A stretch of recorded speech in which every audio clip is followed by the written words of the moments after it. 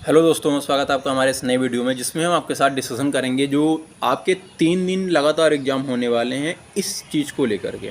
कई बार ऐसा होता है, सपोज बहुत ही इंपॉर्टेंट टॉपिक है, पहली बात तो ध्यान से सुनिएगा और समझने का पूरा ट्राई करिएगा कि 3 दिन लगातार एग्ज़ाम होने हैं आपके, ठीक। 5 का है, देन 2 का है, देन 3 का है, चाहे वो 12 से 14 हो, देन वो 15 से 17 हो, सभी बच्चों के लिए, ठीक है। और इसके बाद एनटीपीसी की कहानी यहाँ से तो ख़त्म है, देन अपना टाइपिंग है, साइको है, जिसका जो है वो बात की बात हो गई। अभी तो लेवल 2 की बात करेंगे। तो सपोज आप लेवल 5 के लिए प्रिपेयर कर रहे हैं, आपका 6 और 4 में नहीं था, जिसका 6 और 4 में नहीं है वो उसकी पहली चॉइस लेवल 5 है, क्योंकि सबको पैसा अधिक चाहिए, ग्रेड पे अधिक चाहिए, सबकी पहली प्रायोरिटी यही होती है, ठीक। तो किसी भी कारणवश, भगवान करे ऐसा ना हो, लेकिन आपका पेपर थोड़ा सा डाउन चला गया आपके हिसाब से, सपोज आपको लगता है मुझे इसमें से 90 सवाल अटेंड कर सकता था, लेकिन 70 ही कर पाया, टाइम की प्रॉब्लम आ गई, किसी क्वेश्चन में अटक गया, ऐसा कुछ हो गया।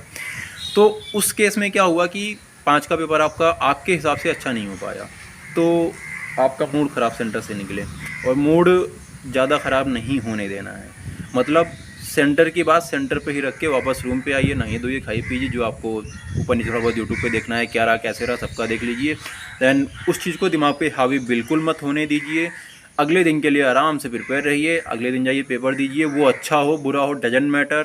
फिर अगले दिन जाइए और उसको पेपर दे के तीनों पेपर निपटाने के बाद फिर आपको खुशी मनानी है, गम मनाना है, देन मनाइए। अगर आप किसी एक पेपर को देने के बाद खुशी या गम मनाने लगते हैं, देन आपका दूसरा और तीसरा पेपर तो हाथ से गया।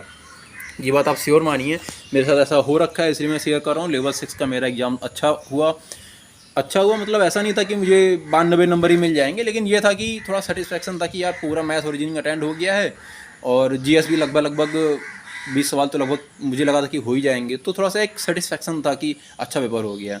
तो लेवल 4 वाले दिन तो ये हो रहा था कि सुबह पेपर देने जाने का फील नहीं आ रहा था कि चलो पेपर, लेकिन ये हुआ कि चलो आ ही गए सेंटर पे तो देके जाते हैं, तो ये वाला एक माइंड सेटअप हो जाता है। तो यहाँ पे क्या हुआ, लेवल 6 के अच्छा होने की जो खुशी थी वो सर पे हावी हो रखी है।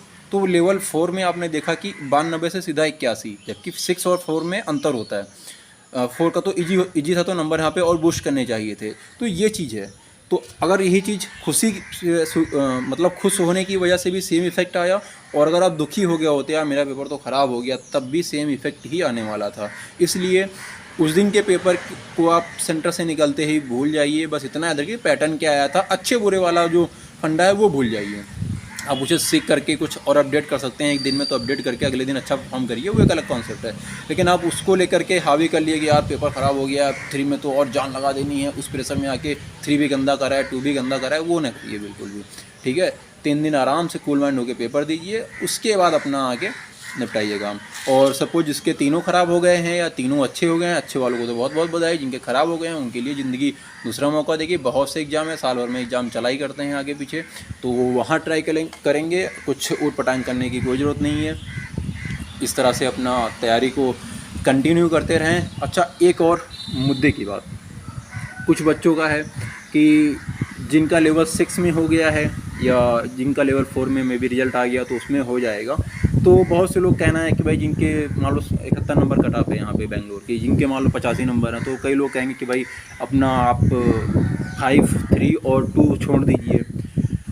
जो भी ये कहता है वैसे अच्छी बात है, बिल्कुल मैं भी मानता हूँ कि ऐसा होना चाहिए, लेकिन ऐसा उस केस में होना चाहिए जब लेवल 6 का ज्वाइनिंग लेटर मिल गया होता। अभी तो टायर 2 का कट ऑफ आया है, बस आप टायर 2 का रिजल्ट में पास हुए हैं, फिर टायर 3 है, फिर मेडिकल है, फिर फाइनल मेरिट है, किसी भी स्टेप पे आप लटक सकते हैं, ये बात आपको भी पता है, ठीक है। सपोज मेडिकल में थोड़ा सा ऊपर नीचे हो गया, बाहर हो गया, तो क्या करेंगे, आपके पास लेवल 4 में वैकेंसी इतनी है नहीं, तो आप ना, फिर उस समय आप करेंगे क्या, क्योंकि आप लेवल 5, 3, 2 का दिए नहीं है, लेवल 6 में बाहर हो गए हैं, फिर क्या ऑप्शन बचता है आपके पास।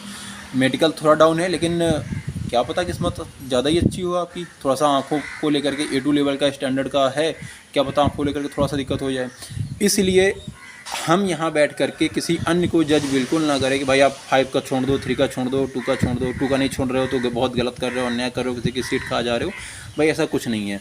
आप ये देखो कि 35,000 वैकेंसी हैं और सिर्फ 2 रीजन में लेवल 6 के सिर्फ बच्चे लगभग 15,000 बच्चे हैं, एक में 8,000 समथिंग, एक में 7,000 समथिंग है।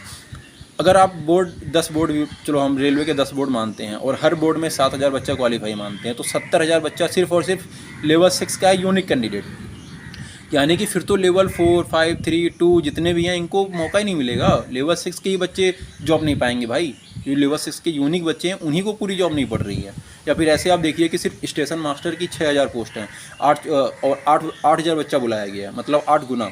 तो 8 संग 48,000 बच्चा, मतलब जो बच्चा लेवल 6 में स्टेशन मास्टर के लिए क्वालिफाई है वो सब पोस्ट के लिए क्वालिफाई है, वो सब पोस्टें वही लेके चला जाएगा, तब भी वो 13,000 बच्चा बाहर हो जाएगा। तो यहाँ पे ये तो लॉजिक बनता ही नहीं है कि भाई कोई 3 छोड़ दे, कोई 4 छोड़ दे। हाँ, एक लॉजिक बनता है, सपोज कोई एक ऐसा इंसान है जो ऑलरेडी 2400 ग्रेड पे या 1900 ग्रेड पे भी जॉब पे है और वो 3-4 साल से कार्यरत है, तो वो लेवल 2 की जॉब स्किप करे, समझ में आता है। लेवल 2 की जॉब इसने स्किप कर दी क्योंकि ऑलरेडी लेवल 2 पे है। जो लेवल 4 पे है वो लेवल 3 तक की जॉब स्किप कर सकता है। जो लेवल 6 पे है सपोज, लेकिन थोड़ा सा वो जॉब से सेटिस्फाई नहीं इसलिए जॉब चेंज करना चाहता है, देन वो लेवल 5 तक स्किप कर सकता है, उसका समझ में आता है। लेकिन जो बंदा बेरोजगार बैठा है या ऐसी जगह बैठा है जो पूरी तरह से जॉब से सेटिस्फाइड नहीं, उसको चेंज ही करना चाहता है, उसके लिए तो ये चीज़ें कॉमन है कि भाई वो पेपर देगा ही देगा, और उसकी मजबूरी भी है एक तरफ से देखा जाए। तो यहाँ पे किसी के प्रति भी मन में द्वेष नहीं लाना है कि तुम 80 नंबर लाए तो तुम्हें पेपर स्किप कर देना चाहिए, पता लगा उसको कमेंट में गरिया रहे हैं, ये कर रहे हैं, वो कर रहे हैं, वो सब चीज़ें सही नहीं है। आपको फोकस किस पे करना चाहिए? आपको फोकस अपने लेवल के एग्ज़ाम पे करना चाहिए। आप उसमें अच्छे से अच्छा करें भाई। कट ऑफ 70 जा रही है, आप 90 लेके आओ, आप ऑलरेडी जॉब पा जाओगे। वो लेवल 6 वाला हो, 4 वाला हो, फिर आपके हिस्से की जॉब कोई ले नहीं सकता। सिंपल सा लॉजिक ये रखना है। आप दिमाग इस पे लगा रहे हैं कौन दे रहा है, किसने स्किप किया, किसने नहीं किया, तो इस पे दिमाग लगाने का मतलब है आपका वहाँ पे परफॉर्मेंस डाउन होने वाला है पेपर में। तो अपना फोकस जहाँ रखना है वहाँ पे रखिए। वही वाला अर्जुन वाला सीन लगाइए कि अपना फोकस पेड़ पत्तों, चिड़िया के पंख, ये यहाँ लोग देख रहे हैं कि निशाना कैसे साध रहा है गुरुजी, इन सब पे छोड़ करके चिड़िया की आँख पे फोकस करो।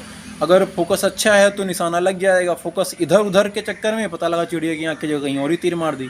तो ये चीज़ नोटिस रखनी है कि भैया आपका फोकस है चिड़िया की आँख, चिड़िया की आँख पे रखो। कौन लेवल 2 का दे रहा है, कौन 5 का दे रहा है, ते लेने जाओ। उससे आपका कोई मतलब ना है, ना होना चाहिए। उस पर आप कुछ कर भी नहीं सकते। आप किसी को गाली दे सकते हो, लेकिन उसका 5 लेवल उसे देना है तो आप उसको रोक नहीं सकते। और ये भी बात सही है, जो बंदा मान लो सपोज मेरा ही है, मैं कोलकाता हूँ इस समय और मुझे सेंटर मिला है उत्तर प्रदेश नोएडा में। अब मैं यहाँ से सपोज क्या कंफर्म मानिए लगभग 2000 किलोमीटर दूर जाऊँगा पेपर देने लेवल 5 का। अब लेवल 5 का देने जाऊँगा तो 2 और 3 का क्या सोच के ना दूँ भाई। यही लगेगा 2000 किलोमीटर से इतनी दूर आए हैं, अब क्यों ना दें पेपर। हमारे पास क्या वजह है पेपर ना देने की। चलो ये एक अच्छी वजह है कि भाई बाकी लोगों को भी मौका मिले, लेकिन हम व्यक्तिगत तौर पे कोई मौका छीन नहीं रहे हैं। एक जेन्युइन बात है, बस आप समझ सकते हैं तो थोड़ा सा ध्यान दीजिएगा। हाँ, वो बात अलग है, छोड़ देंगे हमारा मन, हम छोड़ भी सकते हैं भाई। मान लिया हमने छोड़ दिया तो आपके लिए अच्छे हो जाएंगे, नहीं छोड़ा तो आपके लिए थोड़ा सा बुरे भी हो जाएंगे। तो इस चीज़ पे आप किसी को जज मत करिए। कोई भी दूर से जा रहा है, अपना समय पैसा इन्वेस्ट कर रहा है, तो उसको भी ये लगेगा भाई सेंटर तक आ गए हैं, क्या पता किस्मत थोड़ा धोखा दे दे, इसलिए अपना लेवल 2 और 3 देकर थोड़ा सा सिक्योरिटी चाहेगा। तो ये चीज़ें होती हैं। तो इस बेसिस पे किसी को जज ना करें, और अपना भी सिलेक्शन इस बेसिस पे बिल्कुल भी जज ना करें। आपके अगर 120 में 90 नंबर या 85 नंबर भी आ रहे हैं, तो आप जिस भी लेवल में हैं आपकी जॉब लगभग श्योर है। कट ऑफ देख के अंदाजा मिल गया होगा, तो आप उस पर फोकस करो। फिर क्या मतलब है कि कौन 10 लेवल दे रहा है, कौन 20 लेवल दे रहा है, देना जिसको जो दे रहा है। ठीक है, तो आशा करते हैं आपको बातें थोड़ा समझ में आई होंगी और जेन्युइन लगें। तो इनको अप्लाई भी करिए और अच्छा पेपर दीजिए, जल्द से जल्द मनचाही पोस्ट पर सिलेक्शन पाइए। इसी आशा से मिलते हैं नेक्स्ट वीडियो में। धन्यवाद।